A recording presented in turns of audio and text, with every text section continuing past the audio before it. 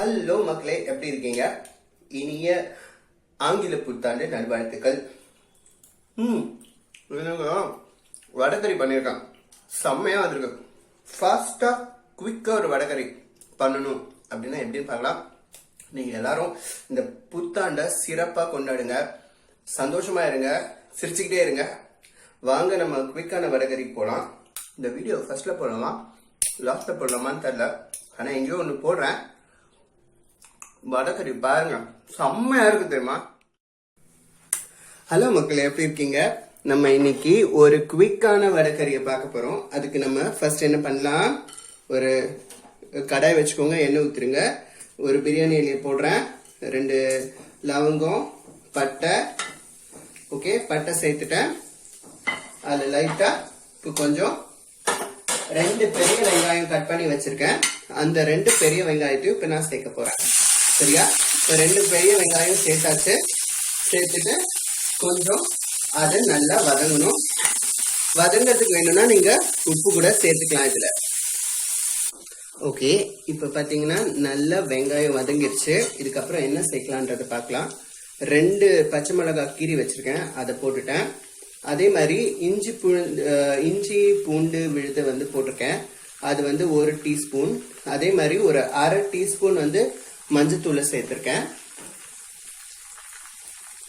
Okay, இப்ப இதுல நான் ஒரு டேபிள் ஸ்பூன் மல்லித்தூள் போடுறேன். அதே மாதிரி தனி மிளகாய் பொடி ஒரு 2 ஸ்பூன். அதுக்கப்புறம் இன்னும் என்ன இருக்கு, நம்ம கொஞ்சம் கரம் மசாலா ஒரு 3/4 டீஸ்பூன் சேர்த்துக்கோங்க. இது எல்லாம் சேர்த்துட்டு கொஞ்சம் லைட்டா வதக்கிக்கலாம். சரிங்களா? கொஞ்சம் அந்த பச்சை வாசனை போறதுக்காக நான் லைட்டா அந்த எண்ணெயில பெரட்டி எடுத்துட்டேன். இதுக்கப்புறம் இதுல தக்காளி சேர்க்க போறேன். தக்காளியை கொஞ்சம் நல்லா வதங்கணும்.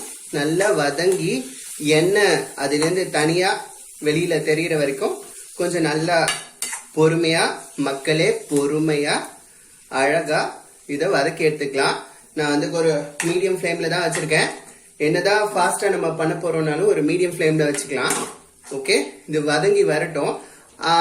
நான் ஏற்கனவே என்னோட ஃப்ரிட்ஜில் தேங்காய் பால் அரைச்சி வச்சிருக்கேன். ஸோ அது எனக்கு ரெடிமேடா இருக்கு.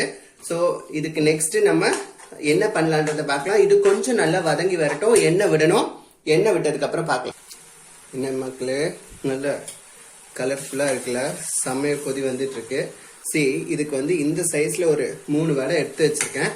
ஸோ அந்த வடையை நான் உதுத்துட்டு இதுல போட போறேன். இது கொஞ்சம் நல்ல எண்ணெய் வரட்டும்னு வெயிட் பண்ணிட்டு இருக்கேன். இப்போ இதுல இருந்து நல்ல எண்ணெய் வெளியில வருது. ஸோ நல்லா மிக்ஸ் ஆயிடுச்சு, நல்ல பேஸ்ட் ஆயிடுச்சு. இதுல ஒரு 1/2 கிளாஸ் தண்ணி ஊத்திக்கிறேன். ஓகே, உங்களுக்கு முன்னாடியே வடை காமிச்சல, அந்த மாதிரி அந்த பெரிய 3 பெரிய வடைய உதுத்து வச்சுட்டேன். ஸோ அந்த வடையை இதுல சேர்த்துட்டேன். வரும்போது அர்ஜென்ட்டா வெளியில வடை கிடைச்சது, அதனால வாங்கிட்டு வந்துட்டேன். ஸோ இதுல கொஞ்சம் கொத்தமல்லி, கருவேப்பிலை எல்லாமே சேர்த்தாச்சு.